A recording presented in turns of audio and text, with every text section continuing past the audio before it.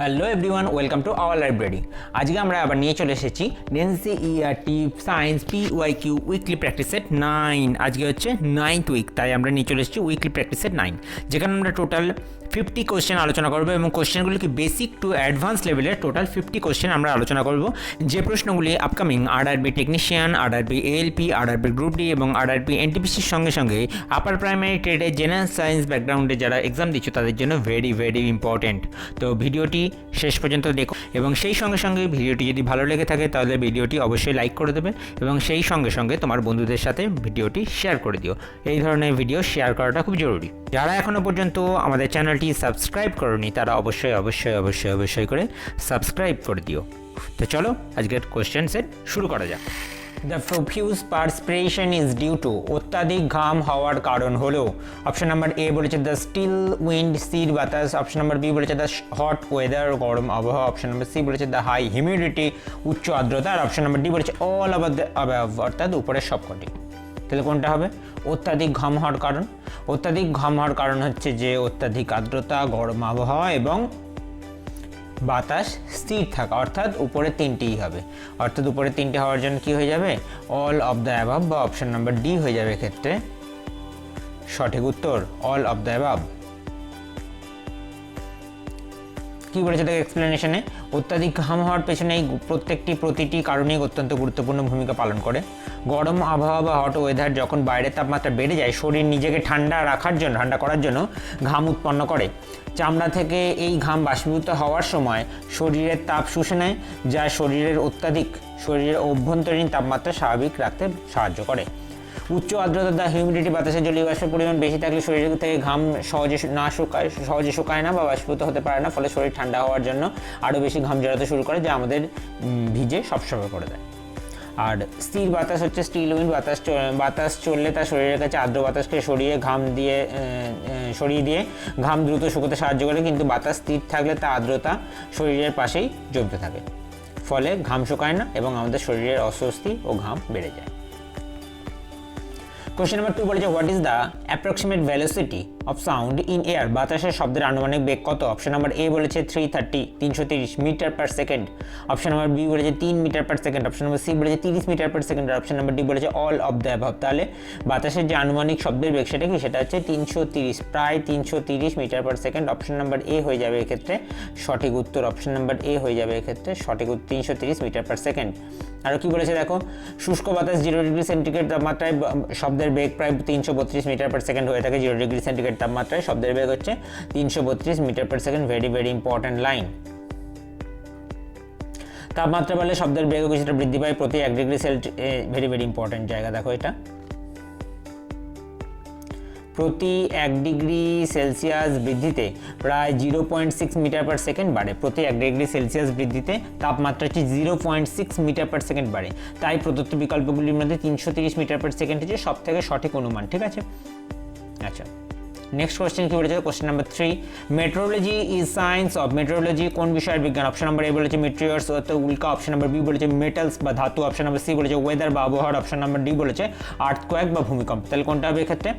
Answer হয়ে যাবে weather বা আবহাওয়া। মেট্রোলজি হলো বিজ্ঞানের সেই শাখা যে শাখায় বায়ুমণ্ডল এবং অন্যান্য পরিবর্তন নিয়ে আলোচনা করা হয়ে থাকে এবং আবহাওয়ার যে পূর্বাভাস প্রদানের এই পদ্ধতিতে ব্যবহার করা হয়ে থাকে। ঠিক আছে, অন্যান্য বিষয়গুলো গবেষণায় যা বলা হয় তাকে উল্কা, অপশন নাম্বার এ বলেছে, তাহলে এক্ষেত্রে অ্যান্সার হয়ে যাবে আবহাওয়া বা ওয়েদার, অপশন নাম্বার সি হয়ে যাবে এক্ষেত্রে সঠিক উত্তর।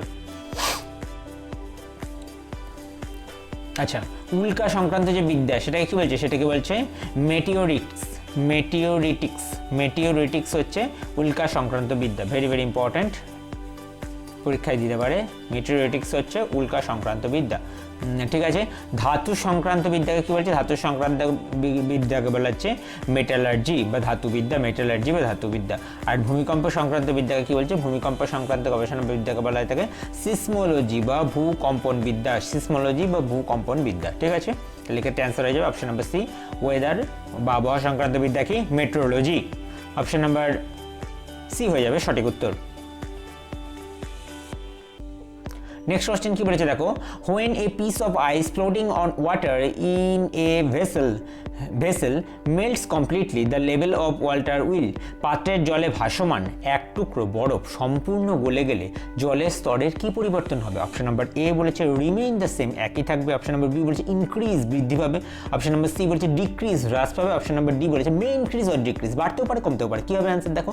তাহলে জল আমরা জানি যে বরফ গলে খেলে কী হয়, বরফ গলে জলে পরিণত হলে সেক্ষেত্রে যে আয়তনটার হ্রাস হচ্ছে, আয়তনটা কী হয়, বরফটা গলে জলে পরিণত হলে আয়তন হ্রাস পেয়ে যায়, কারণ কি বরফের ঘনত্ব জলের থেকে কম, তাই জন্য কী হয় জলে ভাসে। তাহলে এখানে কী হবে রিমেইন দ্য সেম, অর্থাৎ একই থাকবে। অপশন নাম্বার এ হয়ে যাবে এক্ষেত্রে সঠিক উত্তর। আরও কি বলেছে দেখো, আর্কিমিডিসের নীতি অনুসারে কোনো ভাসমান বস্তু তার নিজের ওজনের সমান ওজনের জল অপসারিত করে। আর্কিমিডিসের নীতি অনুসারে কোনো ভাসমান বস্তু তার নিজের ওজনের সমান ওজনের জল অপসারিত করে। বরফ যখন জলে ভাসে তখন সেটি তার ওজনের সমপরিমাণ আয়তন দখল করে রাখে। বরফটি গলে যখন জলে পরিণত হয় তখন সেই গলা জলের ওজন এবং বরফের ওজন সমান হয়। গলা জলের ওজন এবং বরফের ওজন দুটো সমান থাকে, ফলে ওই জলটুকু ঠিক সেই জায়গাটুকুই পূরণ করে যা বরফটি ভাসমান অবস্থায় দখল করেছিল।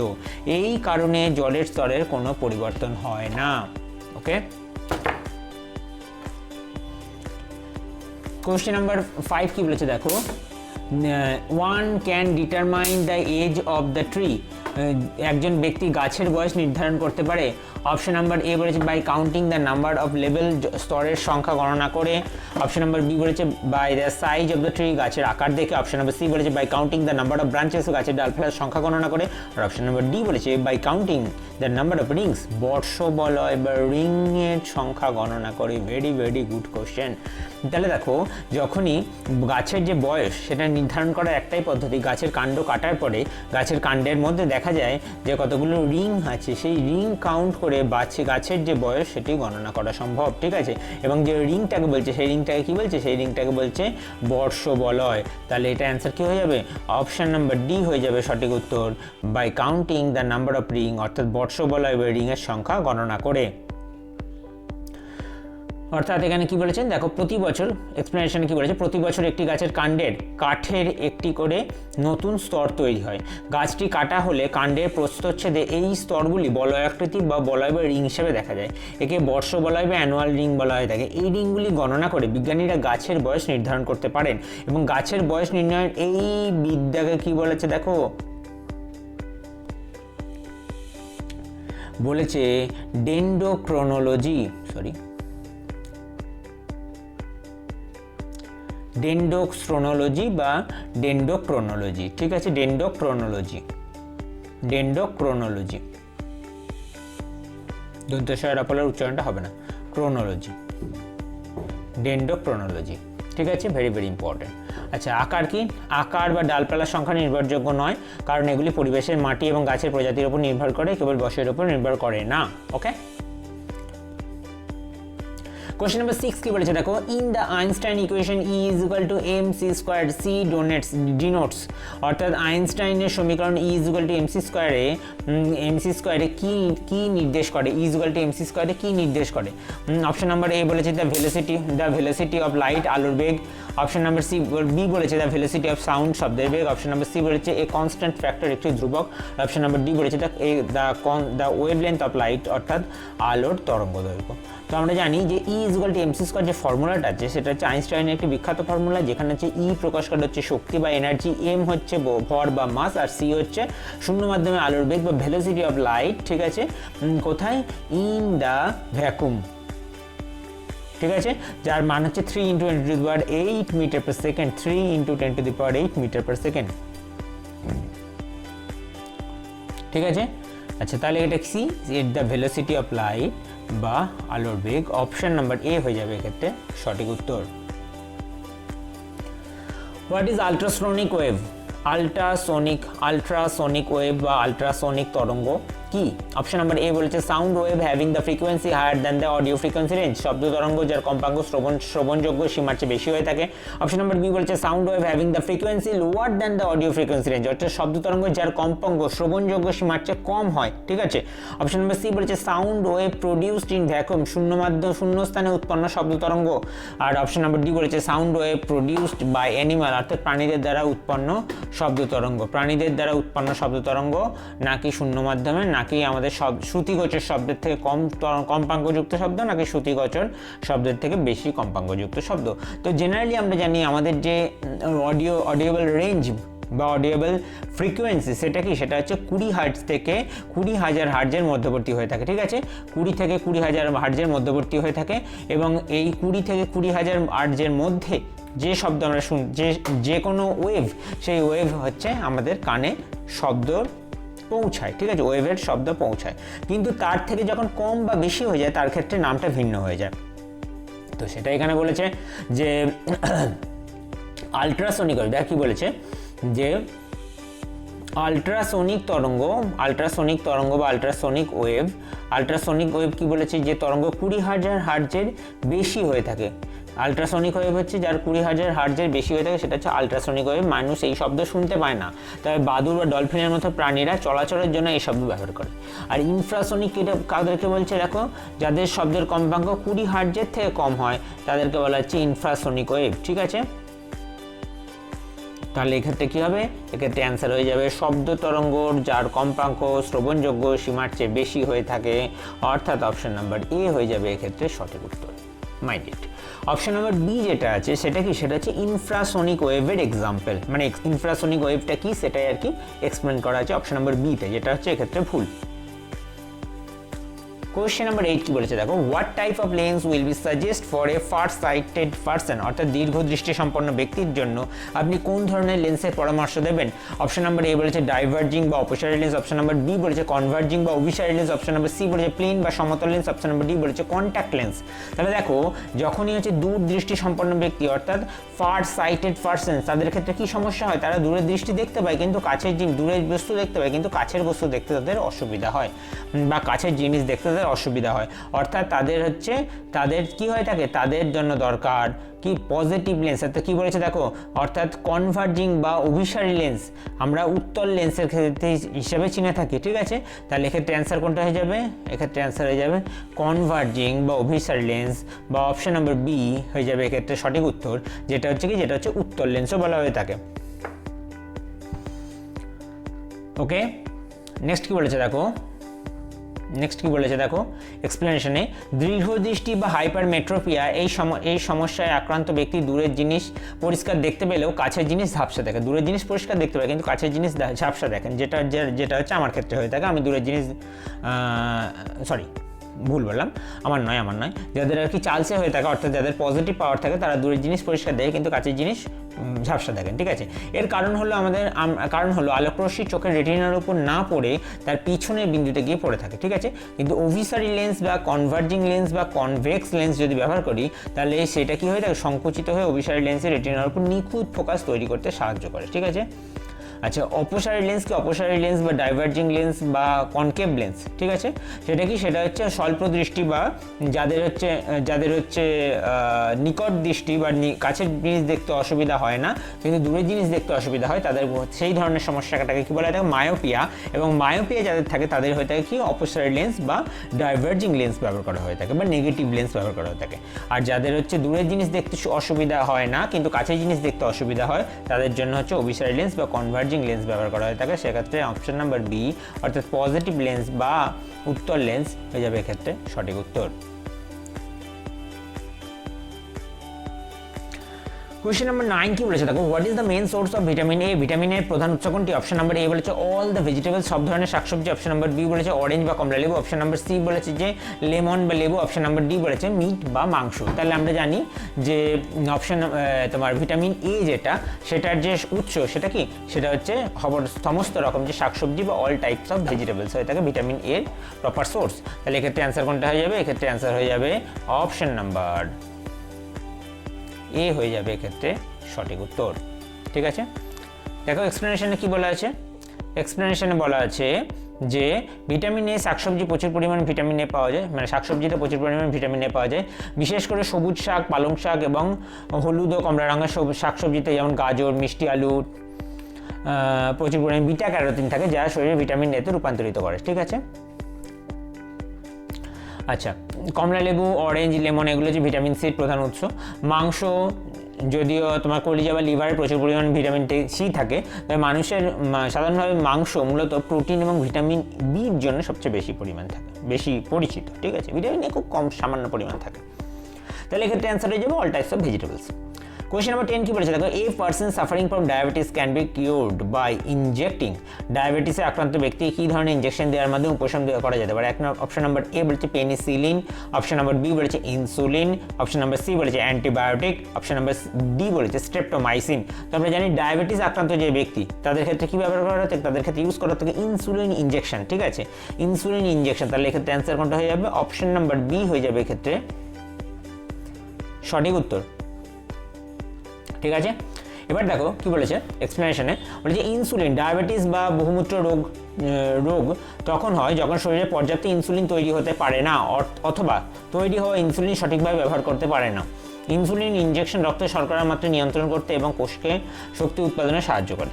পেনিসিলিন বা স্ট্রেপ্টোমাইসিন এগুলি হলো অ্যান্টিবায়োটিক, যা কী করে?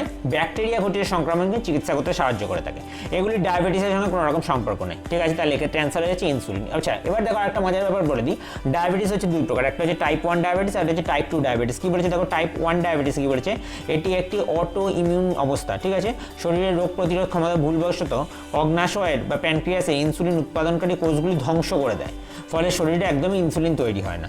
কখন ধরা পড়ে? সাধারণত শিশু বা অল্প বয়সে এটি ধরা পড়ে। আর চিকিৎসাকে এই রোগীকে বেঁচে থাকার জন্য প্রতিদিন বাইরে থেকে ইনসুলিন ইনজেকশন দিতে হয়, এতে আর কি ইনসুলিন নির্ভর ডায়াবেটিসও বলা হয়ে থাকে। আর টাইপ 2 ডায়াবেটিস যেটা কি, সেটা হচ্ছে শরীরে পর্যাপ্ত ইনসুলিন তৈরি করতে পারে না, অথবা তৈরি হওয়া ইনসুলিন শরীরে সঠিকভাবে ব্যবহার করতে পারে না। ঠিক আছে, একে ইনসুলিন রেজিস্ট্যান্স বলা হয়ে থাকে। কখন ধরা পড়ে? সাধারণত মধ্যবয়স্ক বা প্রাপ্তবয়স্কদের ক্ষেত্রে এটি দেখা যায়। ঠিক আছে, এটার পরিমাণটা সবথেকে বেশি, পেশেন্টের পরিমাণটা বেশি টাইপ 2। বর্তমানে অনিয়ন্ত্রিত জীবনযাপনের কারণে কম বয়সীদের মধ্যে এটি হচ্ছে। ঝুঁকির কারণ কি? অতিরিক্ত ওজন বেড়ে যাওয়া, ব্যায়াম না করা, আর হচ্ছে বংশগত কারণে হতে পারে। আর চিকিৎসা কি? স্বাস্থ্যকর খাবার, নিয়মিত ব্যায়াম, মুখে খাওয়ার ওষুধের মাধ্যমে এটি নিয়ন্ত্রণ করা যায়। অনেক ক্ষেত্রে ইনসুলিনের প্রয়োজন হতে পারে, মানে ইনজেকশনের প্রয়োজন হতে পারে। ঠিক আছে, চলো নেক্সট কোয়েশ্চেন নাম্বার 11 কি বলেছে দেখো, the term ecosphere is related to. Ecosphere শব্দটি কোনটির সাথে সম্পর্কিত? অপশন নাম্বার এ বলেছে the earth's atmosphere in which life can exist, অর্থাৎ পৃথিবীর বায়ুমণ্ডল যেখানে প্রাণের অস্তিত্ব সম্ভব। অপশন নাম্বার বি বলেছে এয়ার বা বাতাস, অপশন নাম্বার সি বলেছে ওয়াটার বা জল, অপশন নাম্বার ডি বলেছে নান অফ দিস, কোনোটিই নয়। তাহলে এক্ষেত্রে অ্যান্সার কোনটা যাবে? ইকোস্ফিয়ার হচ্ছে যে পৃথিবীর বায়ুমণ্ডলের যেখানে প্রাণের অস্তিত্ব সম্ভব, সেটা হচ্ছে ইকোস্ফিয়ার, অর্থাৎ the earth's atmosphere in which life can exist, অর্থাৎ অপশন নাম্বার এ হয়ে যাবে এক্ষেত্রে সঠিক উত্তর। Very very important question, ecosphere VVI. ঠিক আছে, আচ্ছা ইকোস্ফিয়ার কি বলেছে দেখো, ইকোস্ফিয়ার বা জীবমণ্ডল বলতে পৃথিবীর সেই অংশকে বোঝায় যেখানে প্রাণের অস্তিত্ব টিকে থাকার জন্য প্রয়োজনীয় পরিবেশ বিদ্যমান। এটি বায়ুমণ্ডল, এয়ার, জলমণ্ডল, ওয়াটার এবং শিলামণ্ডল, ল্যান্ড এবং সেই সম্মিলিত অংশ যেখানে উদ্ভিদ, প্রাণী ও অণুজীবী একে অপরের সাথে পরিবেশের সাথে মিথস্ক্রিয়া করে বেঁচে থাকে। ঠিক আছে, একসঙ্গে মিথস্ক্রিয়া করে বেঁচে থাকে, ইকোস্ফিয়ার। কোয়েশ্চেন নাম্বার 12 কি বলেছে দেখো, the human body is consisted of the large number of atom of the element. মানব দেহে কোন মৌলের পরমাণুর সংখ্যা সবচেয়ে বেশি দিয়ে গঠিত? অপশন নাম্বার এ বলেছে নাইট্রোজেন, অপশন নাম্বার বি বলেছে হাইড্রোজেন, অপশন নাম্বার সি বলেছে অক্সিজেন এবং অপশন নাম্বার ডি বলেছে ফসফরাস। তাহলে আমরা জানি যে মানুষের দেহে সবথেকে বেশি যে পরিমাণটি থাকে সেটা হচ্ছে জল। তো জল কী নিয়ে গঠিত? হাইড্রোজেন এবং অক্সিজেন নিয়ে গঠিত। ঠিক আছে, হাইড্রোজেন কটা থাকে? দুটো, প্রতিটি জলের মধ্যে দুটো করে হাইড্রোজেন, একটা করে অক্সিজেন থাকে। তাহলে এক্ষেত্রে অ্যান্সার কোনটা হয়ে যাবে? এক্ষেত্রে অ্যান্সার হয়ে যাবে হাইড্রোজেন বা অপশন নাম্বার বি হয়ে যাবে এক্ষেত্রে সঠিক উত্তর।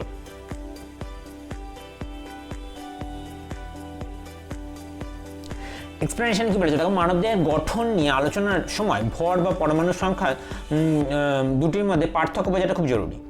পরমাণুর সংখ্যা অনুযায়ী মানবদেহে 60 থেকে 70% হলো জল, একটু আগে যেটা বললাম আমি জলের প্রতিটি অণুতে একটি অক্সিজেন পরমাণুর বিপরীতে দুটি হাইড্রোজেন পরমাণু থাকে, তাই আধিক্যের কারণে সংখ্যার বিচারে মানবদেহে হাইড্রোজেন পরমাণুর সংখ্যা প্রায় 62%। ভেরি ভেরি ইম্পর্টেন্ট লাইন, মানবদেহে হাইড্রোজেন পরমাণুর সংখ্যা হচ্ছে 62%। এবং ভরের শতাংশ অনুসারে যদি প্রশ্নটি হতো মৌলটির ওজন, কোন মৌলটির ওজন মানবদেহে সবচেয়ে বেশি, তবে উত্তর হতো কত? অক্সিজেন, যেটা হচ্ছে 65%। অক্সিজেনের ওজনের দিক থেকে অক্সিজেনের পরিমাণটা বেশি, আবার কিন্তু পরমাণুর সংখ্যার দিক থেকে যদি বিচার করা হয় তাহলে হচ্ছে হাইড্রোজেনের সংখ্যাটা বেশি, কারণ হাইড্রোজেনের তুলনায় অক্সিজেনের বেশি, একটি পরমাণু অনেক বেশি ভারী হয়ে থাকে। মানে দুটো হাইড্রোজেনের ভর কত হবে? 2, তোমার একটা অক্সিজেনের ভর কত? 16, তো অনেক গুণ বেশি না? কোয়েশ্চেন নাম্বার 13 কি বলেছে? The major component of bones and teeth is, হাড় এবং দাঁতের প্রধান উপাদান হলো অপশন নাম্বার এ বলেছে calcium phosphate, option number B বলেছে calcium carbonate, option number C বলেছে ক্যালসিয়াম সালফেট এবং অপশন নাম্বার ডি বলেছে ক্যালসিয়াম নাইট্রেট। তাহলে আমরা জানি দাঁতের যে প্রধান উপাদান সেটা কি? সেটা হচ্ছে ক্যালসিয়াম ফসফেট। ঠিক আছে, দাঁতের প্রধান উপাদান হচ্ছে calcium phosphate, option number A হয়ে যাবে এক্ষেত্রে সঠিক উত্তর।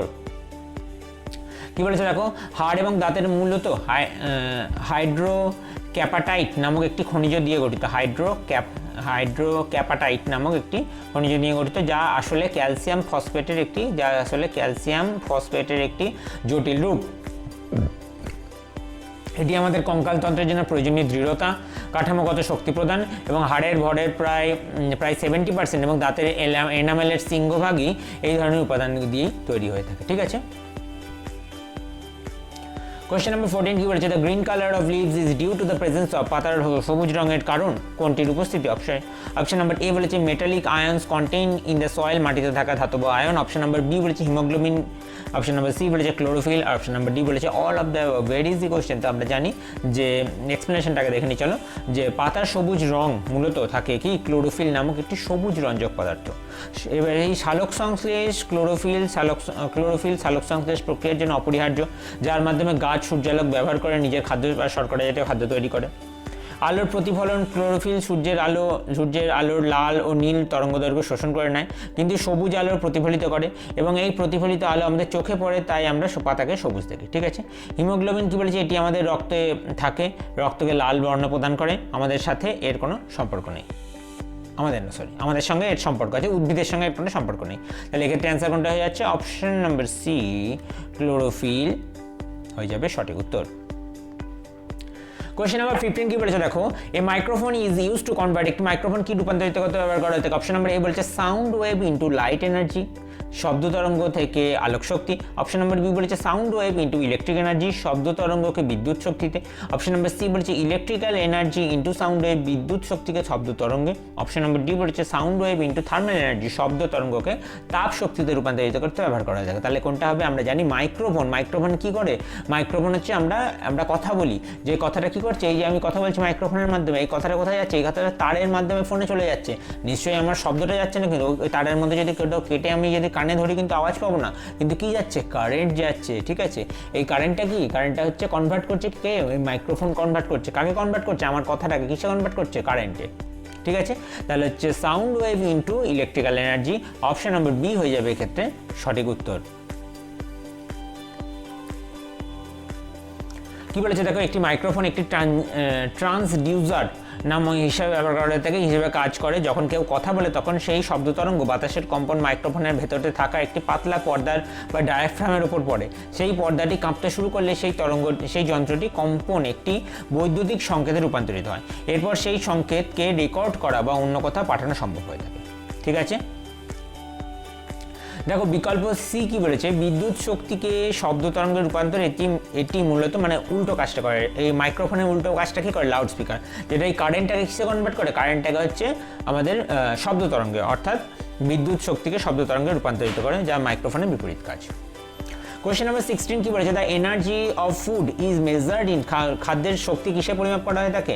অপশন নাম্বার এ বলেছে কেলভিন, অপশন নাম্বার বি বলেছে আর্গ, অপশন নাম্বার সি বলেছে বুসেল, অপশন নাম্বার ডি বলেছে ক্যালোরি। তাহলে আমরা জানি যে খাদ্যের যে শক্তি সেটা কিসে পরিণত করা হয়, কিসে পরিমাপ করা হয়, সেটা হচ্ছে ক্যালোরি, আমরা সবাই জানি। এবং এক্সপ্লেনেশনে কি বলেছে দেখো, খাবারের শক্তি সাধারণত ক্যালোরি বা কিলো ক্যালোরি এককে পরিমাপ করা হয়। 1 গ্রাম জলের তাপমাত্রা 1 ডিগ্রি সেলসিয়াস বৃদ্ধি করতে যে পরিমাণ শক্তির প্রয়োজন হয়ে থাকে তাকেই হচ্ছে 1 ক্যালোরি। তাহলে 1 ক্যালোরি তাপ বা হিটের যে ডেফিনেশন সেটা জেনে রাখো। 1 ক্যালোরি তাপ কাকে বলে? যেটা হচ্ছে তোমার 1 গ্রাম বিশুদ্ধ জলের উষ্ণতা 1 ডিগ্রি সেন্টিগ্রেড বৃদ্ধি করতে যে শক্তির প্রয়োজন হয় সেটা হচ্ছে 1 ক্যালোরি। আবার যখন আমরা খাবার খাই সেই খাবার ভেঙে শক্তি উৎপন্ন হয় যা আমাদের শরীরে কাজ করার জন্য ব্যবহৃত হয়ে থাকে। ঠিক আছে, অন্যান্য বিকল্পগুলো কী বলেছে? কেলভিন, এটি বিজ্ঞানের ভাষায় তাপমাত্রার একক। Option number B. আর্গ হচ্ছে সিজিএস পদ্ধতিতে কাজ বা শক্তির একটি অত্যন্ত ক্ষুদ্র একক।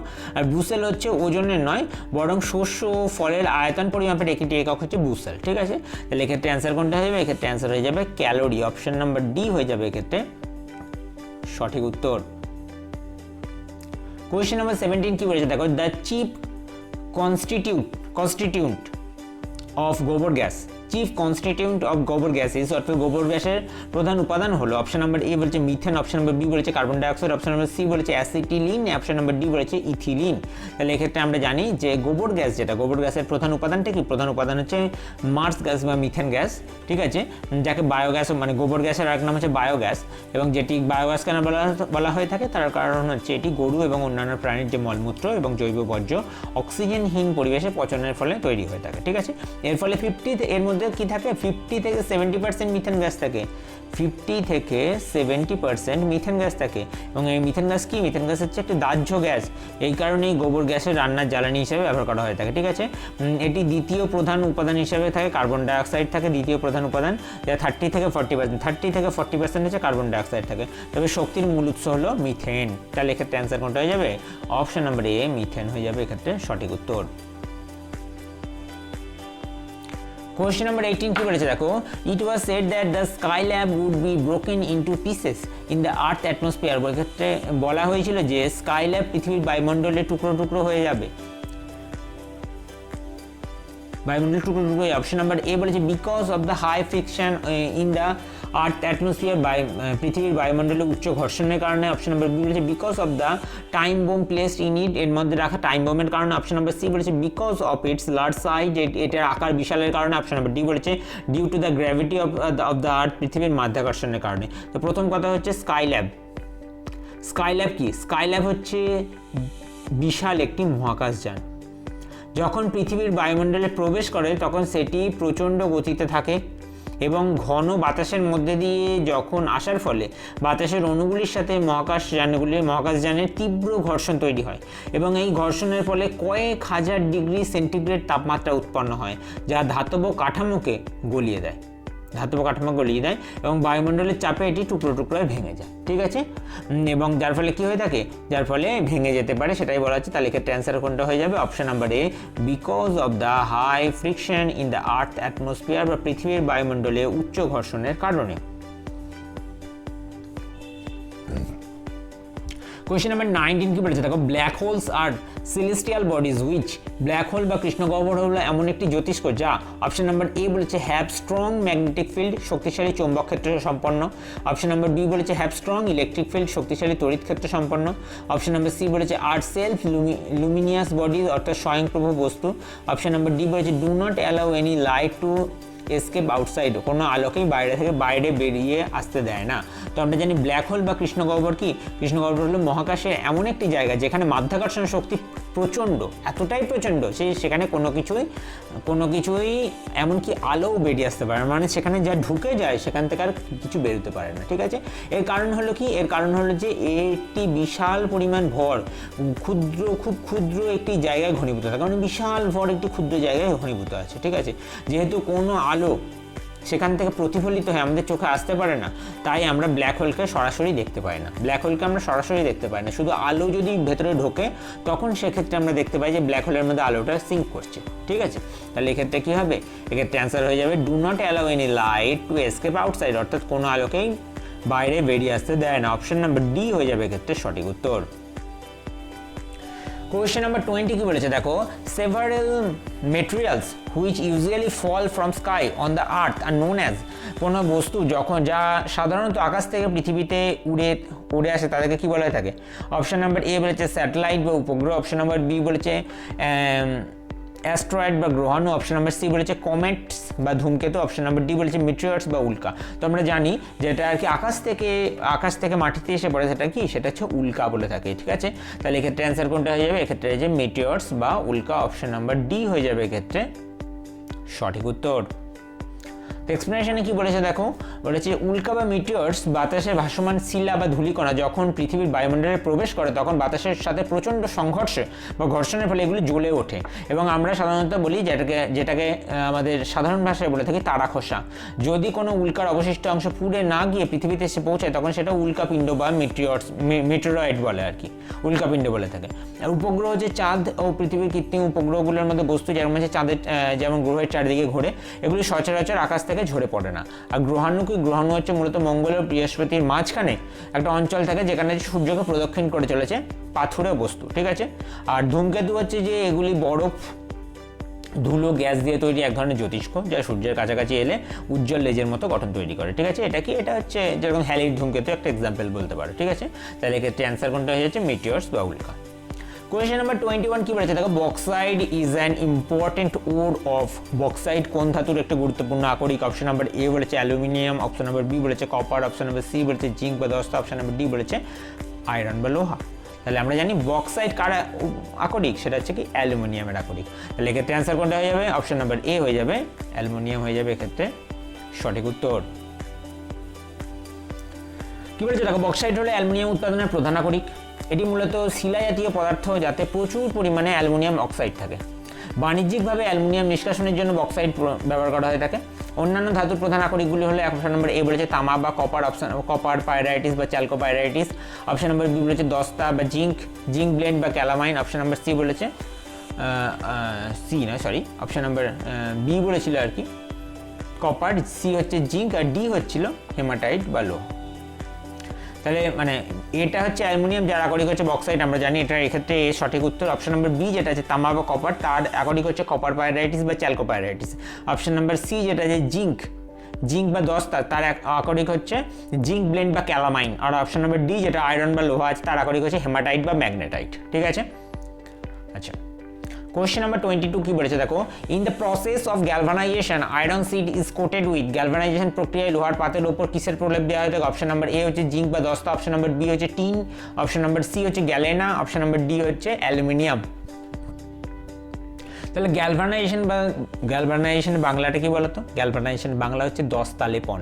তাহলে আমরা জানি গ্যালভানাইজেশন হলে আমরা একটি পদ্ধতি যেখানে লোহা বা ইস্পাতকে মরিচার হাত থেকে রক্ষা করার জন্য তার উপর কি দস্তা বা জিঙ্কের একটি পাতলা প্রলেপ দেওয়া হয়। দস্তা বাতাসে জলীয় বাষ্পের সঙ্গে সাথে লোহার বিক্রিয়া হতে বাধা দেয়, যার ফলে লোহা দীর্ঘস্থায়ী হয়ে থাকে। এবং আমাদের যে পরিমাণ দস্তা ব্যবহৃত হয় তার মধ্যে ম্যাক্সিমাম ইউজ হয় কিসে? গ্যালভানাইজেশন করতে। ভেরি ভেরি ইম্পর্টেন্ট লাইন, আগের দিনে সেটা এই কোশ্চেনটা ছিল। তাহলে এক্ষেত্রে অ্যান্সার কোনটা হয়ে যাবে? অপশন নাম্বার এ হয়ে যাবে জিঙ্ক বা দস্তা হয়ে যাবে এক্ষেত্রে সঠিক উত্তর।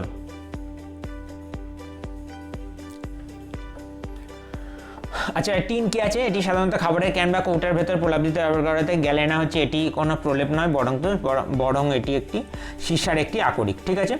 কোয়েশ্চেন নাম্বার 23 কি বলেছে দেখো, alternating current can not be used in. পর্যাবৃত্ত প্রবাহ বা এসি কারেন্ট কোনো কাজে ব্যবহার করা যায় না। কারণ কোন কাজে ব্যবহার করা যায় না? অপশন নাম্বার এ বলেছে হিটিং, উত্তপ্ত করার কাজে, অপশন নাম্বার বি বলেছে রেফ্রিজারেটরের কাজে, অপশন নাম্বার সি বলেছে ইলেকট্রোপ্লেটিং বা তড়িৎ লেপন বা ইলেকট্রোপ্লেটিং, অপশন নাম্বার ডি বলেছে লাইটিং বা আলোকসজ্জার কাজে। তাহলে হচ্ছে এসি কারেন্ট ব্যবহার করা হয় না, সাধারণত তড়িৎ লেপন বা ইলেকট্রোপ্লেটিংয়ের কাজে, ঠিক আছে। ইলেকট্রোপ্লেটিং বা তড়িৎ লেপনের জন্য ব্যবহার করা হয়ে থাকে ডিসি কারেন্ট বা ডাইরেক্ট কারেন্ট, ঠিক আছে। তাহলে এক্ষেত্রে অ্যান্সার কোনটা হয়ে যাবে? অপশন নাম্বার সি হয়ে যাবে ইলেকট্রোপ্লেটিং বা তড়িৎ লেপন হয়ে যাবে এক্ষেত্রে সঠিক উত্তর, ঠিক আছে। কি বলেছে দেখো, তড়িৎ লেপন বা ইলেকট্রোপ্লেটিংয়ের জন্য বিদ্যুৎ প্রবাহকে সবসময় একমুখী একই অভিমুখে প্রবাহিত করা হয়ে থাকে। এটি এসি কারেন্ট, এটি প্রতি সেকেন্ডে নির্দিষ্ট সময় অন্তর দিক পরিবর্তন করে, যেমন হচ্ছে ভারতের প্রতি সেকেন্ডে 50 বার। ভারতের এটা যে এসি কারেন্ট সেটা হচ্ছে প্রতি সেকেন্ডে 50 বার। যদি এসি ব্যবহার করা হয় তবে ধাতুর প্রলেপ একবার জমা হবে। এবার পরবর্তী মুহূর্তে প্রবাহের দিক পরিবর্তনের জন্য আবার তা খুলে যাবে, ফলে এটি স্থায়ী হয় না, ঠিক আছে। আর অন্যান্য কাজে যেমন হিটিং, লাইটিং এবং রেফ্রিজারেটর চালানোর জন্য এসি কারেন্ট অনায়াসে ব্যবহার করা হয়ে যেতে পারে, সেক্ষেত্রে কোনো রকম সমস্যা নেই, ওকে। ওকে, চলো নেক্সট কোয়েশ্চেন নাম্বার 24 কি বলেছে দেখো, malaria is a disease which effect the, malaria এমন একটি রোগ যা শরীরের কোন অংশকে আক্রান্ত করে? অপশন নাম্বার এ বলেছে লিভার, অপশন নাম্বার বি বলেছে অন্ত্র বা ইন্টেস্টাইন, অপশন নাম্বার সি বলেছে স্প্লিন বা প্লিহার, অপশন নাম্বার ডি বলেছে লাংস বা ফুসফুস। তাহলে আমরা জানি ম্যালেরিয়া আমাদের প্লিহাকে আক্রান্ত করে, ঠিক আছে। ম্যালেরিয়া হলো স্ত্রী অ্যানোফিলিস মশার কামড়ের মাধ্যমে ছড়িয়ে পড়া একটি পরজীবী গঠিত বা প্রোটোজোয়া গঠিত রোগ। এটি শরীরের ভেতরে যেভাবে কাজ করে সেটা হচ্ছে প্রথমে হচ্ছে প্লিহাতে যায়। ম্যালেরিয়া পরজীবী লোহিত রক্তকণিকাগুলিকে ধ্বংস করে এবং প্লিহা শরীরের রক্ত ছাঁকনি হিসেবে কাজ করে এবং এই ক্ষতিগ্রস্ত রক্তকণাগুলিকে পরিষ্কার করার চেষ্টা করে। অতিরিক্ত কাজের চাপে ম্যালেরিয়া আক্রান্ত রোগীর প্লিহা অস্বাভাবিকভাবে বড় হয়ে যায়, যাকে আর কি বলে থাকে স্প্লিনোমেগালি বলা হয় এটাকে। এবং যকৃৎ বা লিভারে কী হয়ে থাকে, পরজীবীগুলি শুরুতে যকৃতে প্রবেশ করে, বংশবৃদ্ধি করে, কিন্তু রোগের প্রধান প্রভাব বা বড় আকারের পরিবর্তন দেখা যায় প্লিহাতে। অন্ত্র হচ্ছে টাইফয়েড বা কলেরার মতো রোগ অন্ত্রকে আক্রান্ত করে। আর লাংস কী বলেছে, নিউমোনিয়া বা যক্ষা বা টিবি ফুসফুসকে আক্রান্ত করে। তার সঙ্গে আমাদের ম্যালেরিয়ার কোনো সম্পর্ক নেই। তাহলে যে অ্যান্সার হয়ে যাবে অপশন নাম্বার সি, স্প্লিন বা প্লিহা। কোয়েশ্চেন নাম্বার 25 কি বলেছে দেখো, anatomy is a branch of science which deals with the, anatomy বিজ্ঞানের এমন একটি শাখা যা আলোচনা করে। অপশন নাম্বার এ বলেছে study of the functioning of body organs, অর্থাৎ শরীরের অঙ্গ প্রত্যঙ্গের কার্যপ্রণালী নিয়ে। অপশন নাম্বার বি বলেছে study of the structure of people, animal and plant, শরীর প্রাণী এবং উদ্ভিদের গঠন আকৃতি নিয়ে। অপশন নাম্বার সি বলেছে স্টাডি অফ অ্যানিমাল বিহেভিয়ার, শরীরের আচরণ নিয়ে, প্রাণীদের আচরণ নিয়ে। অপশন নাম্বার ডি বলেছে study of cells and tissue, কোষ বা কলা নিয়ে। তাহলে আমরা জানি অ্যানাটমিটা হচ্ছে study of structure of people, animal and plant, মানুষ প্রাণী এবং উদ্ভিদের গঠন নিয়ে আলোচনা, সেটা হচ্ছে কি অ্যানাটমি। যা বা শরীর স্থান বিজ্ঞানের মূলত জীবন্ত প্রাণীর শারীরিক গঠন, অঙ্গ সংস্থান নিয়ে আলোচনা করা হয়ে থাকে। অর্থাৎ এটি শরীরের ভেতরে কীভাবে গঠিত হয় এবং বিভিন্ন অঙ্গগুলি কোথায় অবস্থান করে তা শরীরের বিস্তারিতভাবে পড়ানো হয়ে থাকে, ঠিক আছে। তাহলে এক্ষেত্রে অ্যান্সার কোনটা হয়ে যাবে? অপশন নাম্বার বি হয়ে যাবে এক্ষেত্রে সঠিক উত্তর। Study of the structure of people, animal and plant, মানুষ প্রাণী এবং উদ্ভিদের গঠন প্রকৃতি নিয়ে আলোচনা। ফিজিওলজি কি বলেছে, শরীরের অঙ্গ প্রত্যঙ্গ, কাজ এবং কার্যপ্রণালী সংক্রান্ত বিদ্যা বিকল্প। আর ইথোলজিটা কি প্রাণীর আচরণ সংক্রান্ত বিদ্যা। আর সাইটোলজি বা হিস্টোলজি হচ্ছে কোষ এবং কলা সংক্রান্ত বিদ্যা যথাক্রমে রেসপেক্টিভলি, ঠিক আছে। কোয়েশ্চেন নাম্বার 26 কি বলেছে দেখো, বলেছে microscope is used for seeing, microscope বা অনুবীক্ষণ যন্ত্র কি দেখার কাজে ব্যবহৃত করা হয়? অপশন নাম্বার এ বলেছে লার্জ অবজেক্ট বা বড় বস্তু, অপশন নাম্বার বি বলেছে নিয়ার অবজেক্ট বা নিকটবর্তী বস্তু, অপশন নাম্বার সি বলেছে স্মল এবং নিয়ার অবজেক্ট ক্ষুদ্র এবং নিকটবর্তী বস্তু, অপশন নাম্বার ডি বলেছে ডিস্টেন্স অবজেক্ট বা দূরবর্তী বস্তু। তো মাইক্রোস্কোপ সেটা ব্যবহার করা হয় কি, মাইক্রোস্কোপ ক্ষুদ্র বা নিকটবর্তী বস্তু দেখার ক্ষেত্রে ব্যবহার করা হয়ে থাকে। তাহলে এক্ষেত্রে অ্যান্সার কোনটা হয়ে যাবে? ক্ষুদ্র এবং নিকটবর্তী বস্তু। অপশন নাম্বার সি হয়ে যাবে এক্ষেত্রে সঠিক উত্তর। মাইক্রোস্কোপ বা অনুবীক্ষণ যন্ত্র হলো এমন একটি বৈজ্ঞানিক সরঞ্জাম যা খালি চোখে দেখা যায় না এমন অত্যন্ত ক্ষুদ্র বস্তু যাদের জন্য ডিজাইন করা হয়েছে। এটি ব্যবহার করার সময় বস্তুটিকে লেন্সের খুব কাছে বা নিকটে রাখা হয়ে থাকে, বড় করে রাখা হয়। অন্যান্য যন্ত্র যেমন টেলিস্কোপ অনেক দূরবর্তী বস্তু যা তারা বা গ্রহ দেখার জন্য ব্যবহার করা থাকে। ম্যাগনিফাইং গ্লাস সাধারণত ছোট বস্তুকে বড় করে দেখার কাজে ব্যবহৃত করা হয়, ঠিক আছে। তাহলে এক্ষেত্রে অ্যান্সার কোনটা হয়ে যাবে? অপশন নাম্বার সি হয়ে যাবে এক্ষেত্রে সঠিক উত্তর। কোয়েশ্চেন নাম্বার 27 কি বলেছে দেখো, বলেছে ক্রোমোজোম কি? অপশন নাম্বার এ বলেছে thread like bodies that occur in the nuclei of living cell, the molecule of which carry the genetic code, জীবন্ত কোষের নিউক্লিয়াসে অবস্থিত সুতোর মতো অংশ যার অণুগুলি জেনেটিক কোড বহন করে। বি বলেছে পার্টস অফ হিউম্যান ব্রেন, অর্থাৎ মানব মস্তিষ্কের অংশ। অপশন নাম্বার সি বলেছে carriers of oxygen in blood, রক্তে অক্সিজেন বহনকারী। অপশন নাম্বার ডি বলেছে carriers of food in the body, শরীরে খাদ্য বহনকারী। তাহলে ক্রোমোজোমটা কি? ক্রোমোজোম হচ্ছে একটি জীবন্ত কোষের নিউক্লিয়াসে অবস্থিত সুতোর মতো অংশ যার অণুগুলি জেনেটিক কোড বহন করে। তাহলে অপশন নাম্বার এ হয়ে যাবে এক্ষেত্রে সঠিক উত্তর। ক্রোমোজোম হলো আমাদের শরীরের প্রতিটি কোষের নিউক্লিয়াসের ভেতরে থাকা সুতোর মতো সূক্ষ্ম অংশ। এটি মূলত ডিএনএ বা প্রোটিন তৈরি করে। এদের প্রধান কাজ হলো জেনেটিক কোড বা বংশগতির তথ্য বহন করা, যা বাবা মায়ের বৈশিষ্ট্য, গায়ের রং, চুলের ধরন, উচ্চতা, চোখের কালার সন্তানের মধ্যে পৌঁছে দেওয়া। ঠিক আছে। আর অপশান যেটা বি বলেছে, এটি মস্তিষ্কের অংশ নয়, এটি মস্তিষ্কের অংশ, সেটা ভুল, মস্তিষ্কের অংশ নয়। সি বলেছে রক্তে অক্সিজেন বহন করে হিমোগ্লোবিন, অবশ্যই এটা হবে না। আর ডি হচ্ছে শরীরে খাদ্য পুষ্টি উপাদান বহন করা হচ্ছে রক্তরস বা প্লাজমা, তাই এক্ষেত্রে অ্যান্সার হয়ে যাবে অপশন নাম্বার এ হয়ে যাবে সঠিক উত্তর। কোয়েশ্চেন নাম্বার 28 কি বলেছে দেখো, the instrument used in measuring the relative humidity of air is, বায়ুর আপেক্ষিক আর্দ্রতা। রিলেটিভ হিউমিডিটি কথার অর্থ হচ্ছে আপেক্ষিক আর্দ্রতা। পরিমাপের জন্য ব্যবহৃত যন্ত্রটির নাম কি? অপশন নাম্বার এ বলেছে হাইগ্রোমিটার, অপশন নাম্বার বি বলেছে হাইড্রোমিটার, অপশন নাম্বার সি বলেছে থার্মোমিটার, অপশন নাম্বার ডি বলেছে ব্যারোমিটার। তাহলে আমরা জানি যে বায়ুর আর্দ্রতা পরিমাপের যে যন্ত্র তার নাম কি? তার নাম হচ্ছে হাইগ্রোমিটার। কি নাম? হাইগ্রোমিটার। তাহলে অপশন নাম্বার এ হয়ে যাবে এক্ষেত্রে সঠিক উত্তর। হাইগ্রোমিটার, অপশন এ হয়ে যাবে এক্ষেত্রে সঠিক উত্তর। হাইগ্রোমিটার এই যন্ত্রটি বাতাসের জলীয় বাষ্পের পরিমাণ বা আপেক্ষিক আর্দ্রতা পরিমাপের জন্য বিশেষভাবে তৈরি। হাইড্রোমিটার এটি তরল পদার্থের আপেক্ষিক ঘনত্ব বা ঘনত্ব পরিমাপ করতে ব্যবহৃত হয়ে থাকে, যেমন দুধের ঘনত্ব। হাইড্রোমিটার হচ্ছে জলের ঘনত্ব বা দুধের ঘনত্ব বা তরলের ঘনত্ব পরিমাপ করতে ব্যবহার করা হয়ে থাকে। থার্মোমিটার তো জানি তাপমাত্রা পরিমাপ করতে, তাপমাত্রা বা উষ্ণতা বা টেম্পারেচার পরিমাপ করতে ব্যবহার করা হয়ে থাকে। আর ব্যারোমিটার হচ্ছে বায়ুমণ্ডলীয় চাপ বা অ্যাটমসফিয়ারিক প্রেশার পরিমাপ করতে ব্যবহার করা হয়ে থাকে। তাহলে এক্ষেত্রে অ্যান্সার হয়ে যাবে অপশন নাম্বার এ হাইগ্রোমিটার। কোয়েশ্চেন নাম্বার 29 বলেছে the SI unit of temperature is, তাপমাত্রার এসআই একক হলো কোনটি? অপশন নাম্বার এ বলেছে সেলসিয়াস, অপশন নাম্বার বি বলেছে ফারেনহাইট, অপশন নাম্বার সি বলেছে সেন্টিগ্রেড, অপশন নাম্বার ডি বলেছে কেলভিন। তো আমরা জানি যে তাপমাত্রা বা উষ্ণতার এসআই একক হচ্ছে কেলভিন, এবং যেটাকে আমরা ক্যাপিটাল কে দ্বারা প্রকাশ করে থাকি, তাই জন্য এক্ষেত্রে অ্যান্সার হয়ে যাবে option number D. Option number D হয়ে যাবে এক্ষেত্রে সঠিক উত্তর। কি বলেছে দেখো, আন্তর্জাতিক একক পদ্ধতি বা এসআই পদ্ধতিতে তাপমাত্রার মূল একক হলো কেলভিন। বৈজ্ঞানিক গবেষণায় এটি সবচেয়ে বেশি ব্যবহৃত হয়, কারণ এর স্কেল শুরু হয় পরম শূন্য বা অ্যাবসলিউট জিরো তাপমাত্রা থেকে, যেখানে অণুগুলির গতিবিধি তাত্ত্বিকভাবে থেমে যায়। অন্যান্য বিকল্পগুলি সম্পর্কে তথ্য সেলসিয়াস দৈনন্দিন জীবনে বহুল ব্যবহৃত একটি একক, যেখানে হচ্ছে তাপমাত্রা মানে আবহাওয়ার তাপমাত্রা ব্যবহার করা হয়ে থাকে। এটি হচ্ছে সিজিএস পদ্ধতিতে ব্যবহৃত হয়, এসআই নয়। সেন্টিগ্রেড হচ্ছে সেলসিয়াস স্কেলেরই আরেক নাম হচ্ছে সেন্টিগ্রেড স্কেল। আর ফারেনহাইট হচ্ছে মূলত মার্কিন যুক্তরাষ্ট্র এবং শরীরে তাপমাত্রা মাপার জন্য ব্যবহার করা হয়ে থাকে ফারেনহাইট। ঠিক আছে, সেটা হচ্ছে এফপিএস পদ্ধতিতে ব্যবহৃত হচ্ছে, তাপমাত্রার একক হচ্ছে ফারেনহাইট। এক্ষেত্রে কেলভিন হয়ে যাবে সঠিক উত্তর।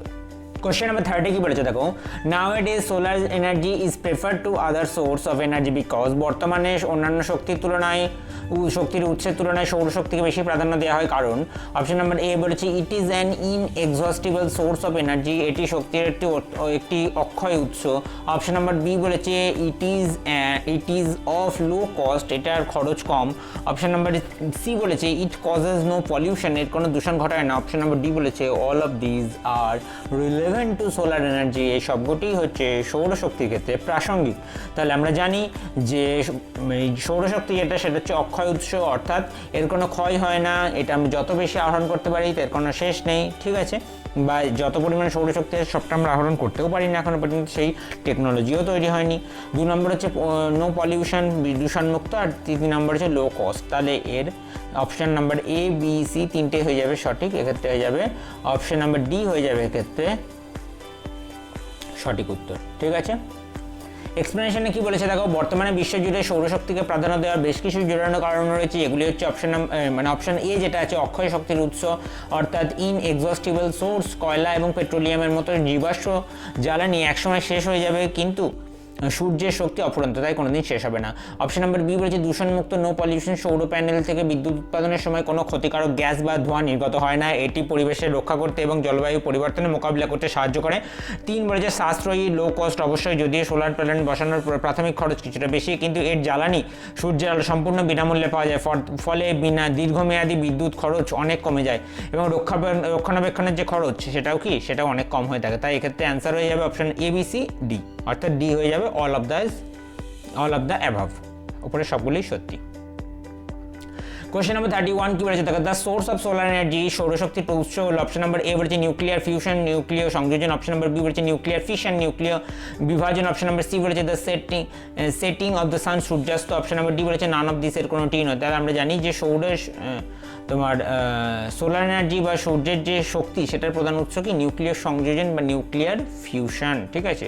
অপশন নাম্বার এ হয়ে যাবে সঠিক উত্তর, নিউক্লিয়ার সংযোজন। ওখানে আর কি হচ্ছে, হাইড্রোজেন পরমাণু যুক্ত হয়ে হিলিয়াম পরমাণুতে পরিণত হচ্ছে, এবং যেটাকে কি বলছে, যেটাকে বলে বিজ্ঞানের ভাষায় নিউক্লিয় সংযোজন, যাতে প্রচুর পরিমাণে শক্তি উৎপন্ন হয়। এবং সূর্যের শক্তির মূল উৎস হলো এর কেন্দ্রে অনবরত ঘটে চলা নিউক্লিয় সংযোজন বিক্রিয়া। নিউক্লিয় সংযোজন এই প্রক্রিয়ায় অত্যন্ত উচ্চ তাপ এবং চাপে চারপাশের হাইড্রোজেন নিউক্লিয়াস মিলিত হয়ে যায় এবং হিলিয়াম নিউক্লিয়াস গঠন করে। এই মিলনের ফলে যে বিপুল পরিমাণ শক্তি নির্গত হয় তা তাপ এবং আলো হিসাবে বর্তমানে ছড়িয়ে পড়ে, ঠিক আছে, পৃথিবীতে ছড়িয়ে পড়ে। নিউক্লিয়াস বিভাজনটা কি, নিউক্লিয়ার বিভাজনটা হচ্ছে যে এই প্রক্রিয়ার একটি ভারী পরমাণুকে ভেঙে ছোট করা হয় এবং যে পারমাণবিক বিদ্যুৎ কেন্দ্রে ঘটে, যেটা একটি পারমাণবিক বিদ্যুৎ কেন্দ্রে ঘটে বা পারমাণবিক বোমার ক্ষেত্রেও ঘটে থাকে, ঠিক আছে। এবং এর থেকে সূর্যের যে শক্তি সেটা হচ্ছে আরও বেশি। কোশ্চেন নাম্বার 32 কি বলেছে, which of the following Nobel gases does not exist in atmosphere, নিচের কোন নিষ্ক্রিয় গ্যাসটি বায়ুমণ্ডলে নেই? অপশন নাম্বার এ বলেছে রেডন, অপশন নাম্বার বি বলেছে ক্রিপ্টন, অপশন নাম্বার সি বলেছে নিয়ন, অপশন নাম্বার ডি বলেছে জেনন। তাহলে এক্ষেত্রে আমরা কোনটা জানি, যেটার ভর সব থেকে বেশি সেটার আমাদের বায়ুমণ্ডলে পাওয়া যায় না।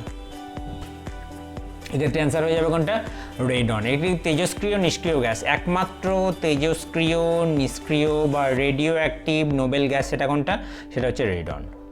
এটি বায়ুমণ্ডলে স্বাভাবিকভাবে থাকে না, বরং ভূগর্ভে ইউরেনিয়াম রেডিয়ামের ক্ষয় থেকে এটি উৎপন্ন হয়, ঠিক আছে। তাহলে এক্ষেত্রে অ্যান্সার কোনটা হয়ে যাবে, অপশন নাম্বার এ হয়ে যাবে, রেডন হয়ে যাবে এক্ষেত্রে সঠিক উত্তর। আচ্ছা, ক্রিপ্টন, নিয়ন, জেনন এই সবগুলোই বায়ুমণ্ডলে খুব সামান্য পরিমাণ থাকে, ট্রেস অ্যামাউন্ট বিদ্যমান থাকে। তাহলে এক্ষেত্রে অ্যান্সার হয়ে যাবে option number A, radon. Question number 33 কি বলেছে, a boy is playing on a swing in sitting position. The time period of oscillations of the swing is t. If the boy stands up, the time period of oscillation of the swing will be. Very good question. তার আগে একটা start দিয়ে দিই। very good question. কি বলেছে দেখো, option number A বলেছে টি হচ্ছে, যেটা আর কি বাংলাটা বলি, একটি ছেলে বসে থাকা অবস্থায় দোলনায় দুলছে বসে থাকা অবস্থায়, ঠিক আছে, এরকমভাবে দুলছে। দোলার সময় দোলনকাল যেটা সেটা ক্যাপিটাল টি। যদি ছেলেটি উঠে দাঁড়ায় তাহলে দোলনকাল কি হবে? অপশন নাম্বার এ বলেছে টি থাকবে, অপশন নাম্বার বি বলেছে টি এর থেকে কমে যাবে, অপশন নাম্বার সি বলেছে টি এর থেকে বেড়ে যাবে, অপশন নাম্বার ডি বলেছে such as cannot be predicted, আগে থেকে পূর্বাভাস করা সম্ভব নয়, বাড়বে না কমবে, ঠিক আছে। তাহলে এক্ষেত্রে কি, এটা হচ্ছে কোথা থেকে আসছে, প্রথমে আগে তোমাদের এই ফর্মুলাটা জানতে হবে। কি ফর্মুলা? সেটা হচ্ছে টি ইজুকাল টু বা পর্যায়কালের যে সমীকরণ সেটা কি, 2π√L/g, ঠিক আছে। এটাই হচ্ছে দোলনকালের বা টাইম পিরিয়ডের সূত্র, ঠিক আছে। যেখানে এলটা হচ্ছে দোলকের কার্যকরী দৈর্ঘ্য, ঠিক আছে। তাহলে কার্যকরী দৈর্ঘ্য যখন বসে থাকছে তখন কি হচ্ছে, বসে থাকছে যখন, দেখো এখানে কি বলেছে, কার্যকরী দৈর্ঘ্য বা ঝুলন্ত বিন্দু থেকে বস্তুর ভরকেন্দ্র পর্যন্ত, ঝুলন্ত বস্তু থেকে ভরকেন্দ্র পর্যন্ত দূরত্ব। আর জি হচ্ছে কি, জি হচ্ছে অভিকর্ষীয় ত্বরণ। তাহলে ভরকেন্দ্রের যখনই পরিবর্তন হচ্ছে, ছেলেটি যখন বসে আছে তখন ভরকেন্দ্র নিচের দিকে থাকে, কিন্তু সে যখনই উঠে দাঁড়াবে তার শরীরে ভরকেন্দ্র উপরের দিকে চলে যাবে, অর্থাৎ ঝুলন্ত বিন্দু আরও কাছে চলে আসবে, ঝুলন্ত বিন্দুর আরও কাছে চলে আসে, ঠিক আছে। এবং কার্যকারী যে দৈর্ঘ্য অর্থাৎ ভরকেন্দ্র থেকে মানে যে দূরত্ব সেটা কী হবে, সেটা কমে যাবে। ভরকেন্দ্র উপরে উঠে আসার ফলে যে আর কি এল যেটা, অর্থাৎ তোমার উপরে যে পয়েন্ট থেকে দুলছে সেই পয়েন্ট থেকে ছেলেটার যে ভরকেন্দ্রের দূরত্ব সেটা কি হচ্ছে, কমে যাচ্ছে। বোঝা গেল? একজন বসে আছে, বসে থাকাকালীন অবস্থায় আমরা কোমরের কথা ভাবো, কোমরটা কোথায় আছে, কোমরটা নিচের দিকে আছে। তাহলে যে পয়েন্টে ওই সুইংটা লাগানো আছে অর্থাৎ দোলনাটা লাগানো আছে সেখান থেকে কোমরের দৈর্ঘ্য অনেক বেশি। যখন সে উঠে দাঁড়াচ্ছে তার ফলে কী হচ্ছে, যে তার কোমরটা উপরে উঠে চলে যাচ্ছে, যার ফলে কী হচ্ছে, উপরে যে পয়েন্টে সুইংটা লাগানো আছে সেখান থেকে কোমরের দৈর্ঘ্য কী হচ্ছে, কমে যাচ্ছে, অর্থাৎ এলটা কমে যাচ্ছে। এল কমে যাওয়া মানে কি কমছে, এল প্রপোর্শনাল টু টি, অর্থাৎ 2π/g যেটা অভিকর্ষীয় ত্বরণ সেটা কনস্ট্যান্ট ধরি, তাহলে কী হয়েছে, T proportional to √L, T proportional to √L, এখান থেকে লিখতে পারি আমরা এখান থেকে লিখতে পারি টি প্রপোর্শনাল টু রুট ওভার এল, ঠিক আছে, ক্যাপিটাল এলই লিখি, ঠিক আছে। তাহলে এল যদি কমে যায় কী হবে, টিও কমে যাবে, তাহলে টি মানে কি টি এর থেকে কমে যাবে, তাহলে এক্ষেত্রে অ্যান্সার কোনটা হয়ে যাবে, এক্ষেত্রে অ্যান্সার হয়ে যাবে option number B, less than T হয়ে যাবে সঠিক উত্তর।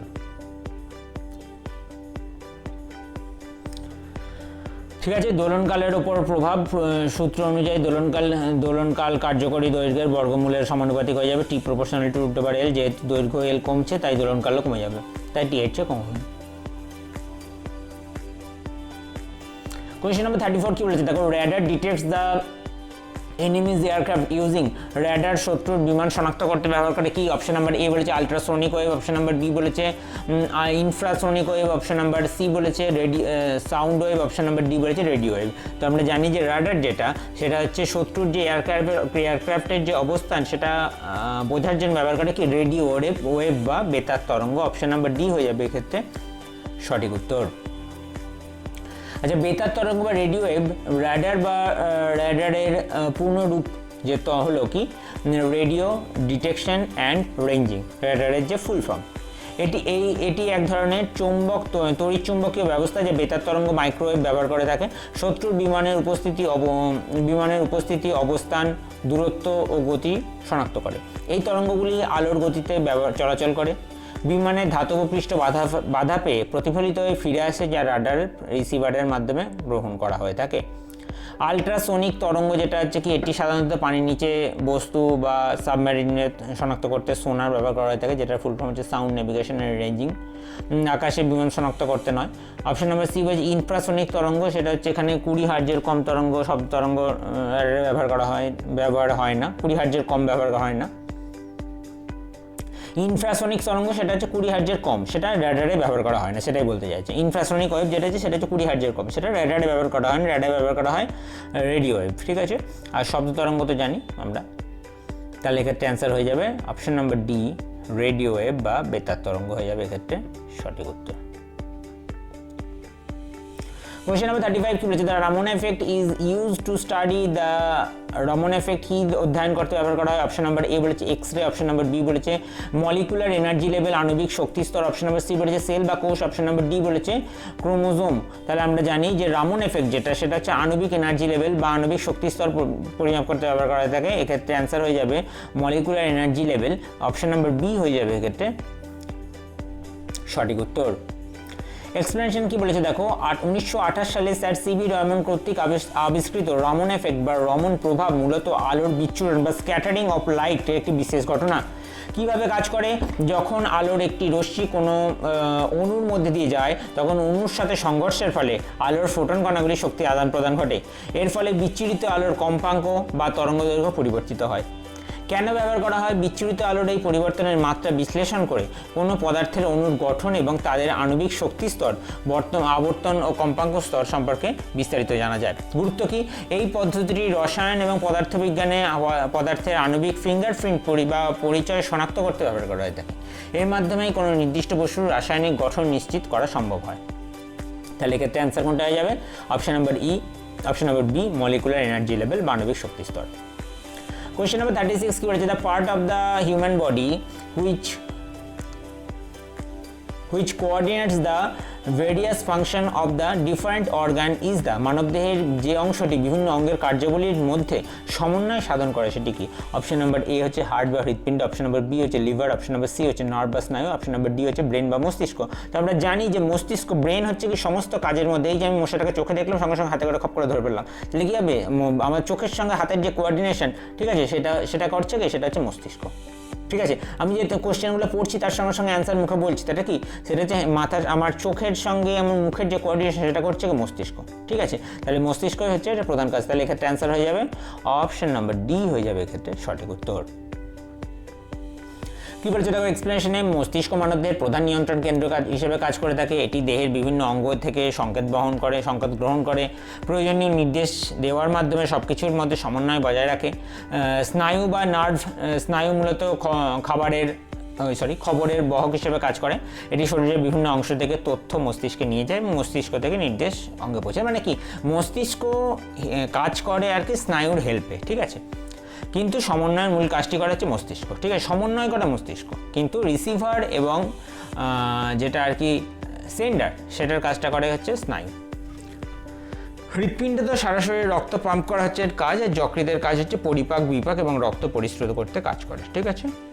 কোয়েশ্চেন নাম্বার 37 কি বলেছে, in a human body the average heart beat per minute, মানব দেহের প্রতি মিনিটে গড় হৃৎস্পন্দন হলো, অপশন নাম্বার এ বলেছে 70, অপশন নাম্বার বি বলেছে 50, অপশন নাম্বার সি বলেছে 90, অপশন নাম্বার ডি বলেছে 110 বা 110। আমরা জানি যে স্বাভাবিক যে হৃৎপিণ্ডন সেটা কত, সেটা হচ্ছে 70। একজন সুস্থ প্রাপ্তবয়স্ক মানুষের বিশ্রামরত অবস্থায় হৃৎস্পন্দনের স্বাভাবিক হার সাধারণত প্রতি মিনিটে 60 থেকে 100 বারের মধ্যে থাকে। এই সীমার মধ্যে গড়ে 70 থেকে 72 বার স্পন্দনকে আদর্শ বা গড় মান হিসাবে ধরা হয়ে থাকে। এই প্রদত্ত বিকল্পগুলির মধ্যে 70 হচ্ছে সব থেকে নিয়ারেস্ট ভ্যালু, তাহলে এক্ষেত্রে অ্যান্সার হয়ে যাচ্ছে অপশন নাম্বার এ 70 হয়ে যাবে সঠিক উত্তর। কোয়েশ্চেন নাম্বার 38 কি বলেছে দেখো, penicillin an important antibiotic was invented by, very easy question, একটি গুরুত্বপূর্ণ অ্যান্টিবায়োটিক পেনিসিলিনকে আবিষ্কার করেন, অপশন নাম্বার এ বলেছে Robert Koch, option number B বলেছে Alexander Fleming, option number C বলেছে জোনাস সাল্ক এবং অপশন নাম্বার ডি বলেছে এডওয়ার্ড জেনার। তো এটা অপশন দেখারই দরকার নেই, এক্ষেত্রে অ্যান্সার হয়ে যাবে কোনটা, আলেকজান্ডার ফ্লেমিং। এক্সপ্লেনেশন কি বলেছে দেখো, তিনি 1928 সালে লন্ডনের সেন্ট মেরি হসপিটালে পেনিসিলিন আবিষ্কার করেন এবং এটি বিশ্বের প্রথম কার্যকর অ্যান্টিবায়োটিক, যা পেনিসিলিয়াম নোটেটাম নামক ছত্রাক থেকে তৈরি করা হয়েছে, ঠিক আছে। তাহলে এক্ষেত্রে অ্যান্সার কোনটা হয়ে যাবে, বিজ্ঞানী Alexander Fleming, option number B হয়ে যাবে সঠিক উত্তর।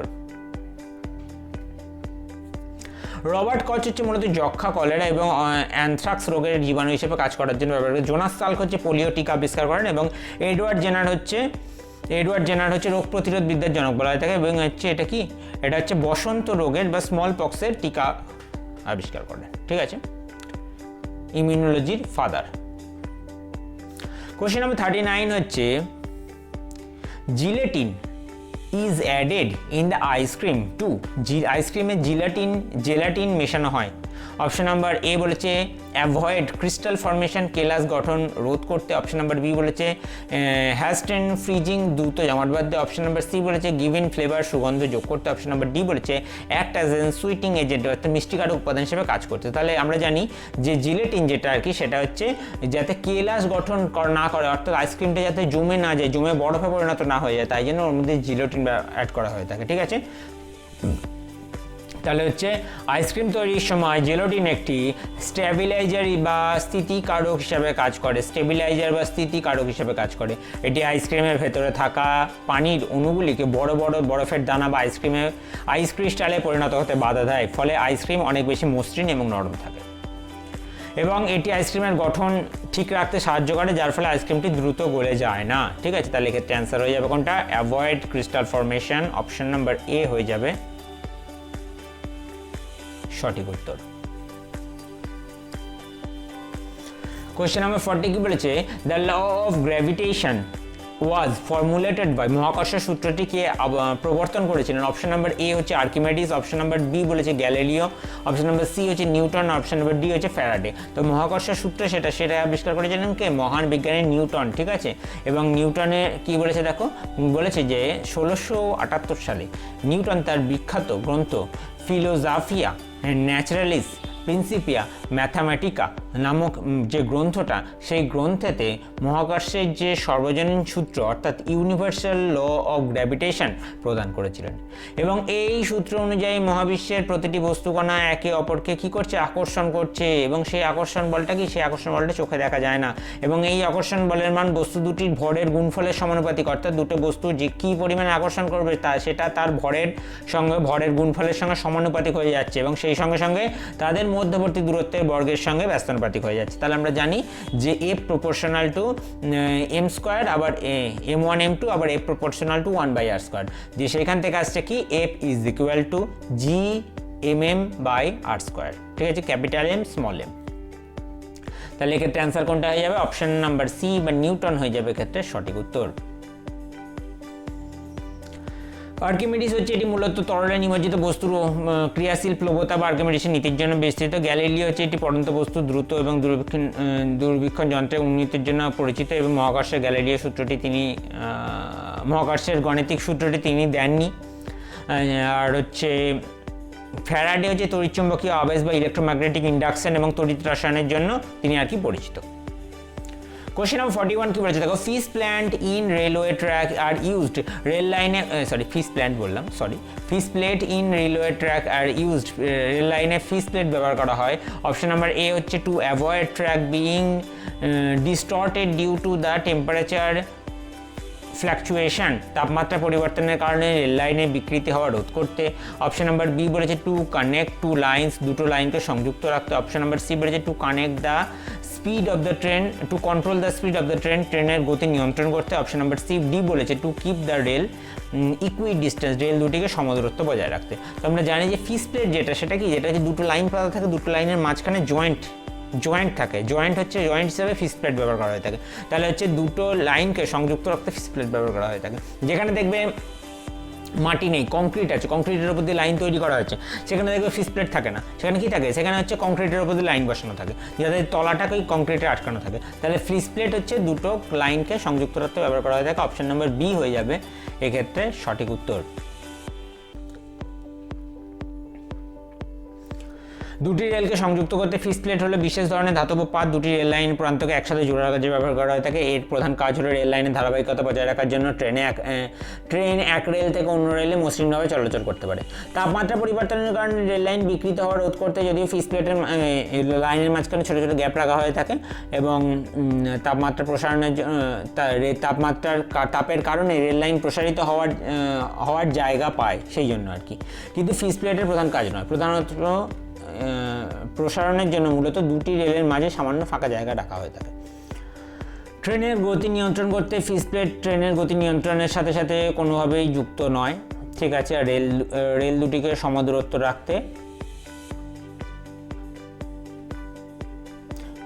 নির্দিষ্ট দূরত্ব রাখার মূলত হচ্ছে স্লিপার কাজ করে, স্লিপার, ঠিক আছে, গজ, যেটাকে নির্দিষ্ট দূরত্বকে বলছে গজ, 1 গজ। দুটো রেল লাইনের মাঝে যে দূরত্ব সেটা হচ্ছে 1 গজ। আচ্ছা, কোয়েশ্চেন নাম্বার 42 কি বলেছে দেখো, dialysis is used for a patient suffering from the, dialysis use করা হয়, ডায়ালিসিস কোন রোগে আক্রান্ত রোগীর জন্য ব্যবহার করা হয় তাকে। অপশন নাম্বার এ হচ্ছে লাং ট্রাভেল, ফুসফুসের সমস্যা। অপশন নাম্বার বি বলেছে লিভার ট্রাভেল, যকৃতের সমস্যা। অপশন নাম্বার সি বলেছে কিডনি ট্রাভেল, কিডনির সমস্যা। অপশন নাম্বার ডি বলেছে হার্ট ট্রাভেল বা হৃদরোগের সমস্যা। তো ডায়ালিসিস আমরা জানি জেনারেলি কিডনি যাতে সমস্যার ভোগে তাদের জন্য ব্যবহার করা থাকে। তাহলে এক্ষেত্রে অ্যান্সার কোনটা হয়ে যাবে? অপশন নাম্বার সি, কিডনির সমস্যা বা কিডনি ট্রাভেল হয়ে যাবে এক্ষেত্রে সঠিক উত্তর, ঠিক আছে।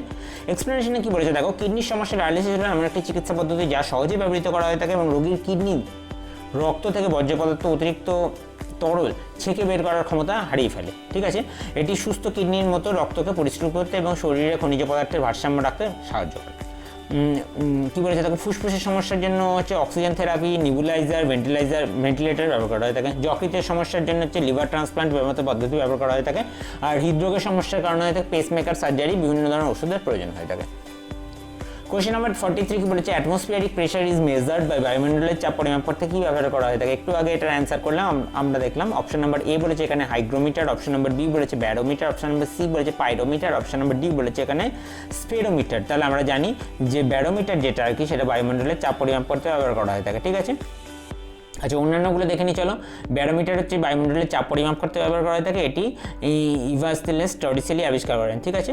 কে আবিষ্কার করেন? বিজ্ঞানী টরিসেলি ব্যারোমিটার আবিষ্কার করেছিলেন। হাইগ্রোমিটার বাতাসে জলীয় বাষ্পের আর্দ্রতা পরিমাপের জন্য ব্যবহার করা হয়ে থাকে। পাইরোমিটার হচ্ছে খুব উচ্চ উষ্ণতা বা উচ্চ তাপমাত্রা পরিমাপ করতে ব্যবহার করা হয়ে থাকে, যেটা থার্মোমিটার দ্বারা পরিমাপ করা সম্ভব নয়, সেটা হচ্ছে পাইরোমিটার দ্বারা ব্যবহার করা হয়ে থাকে।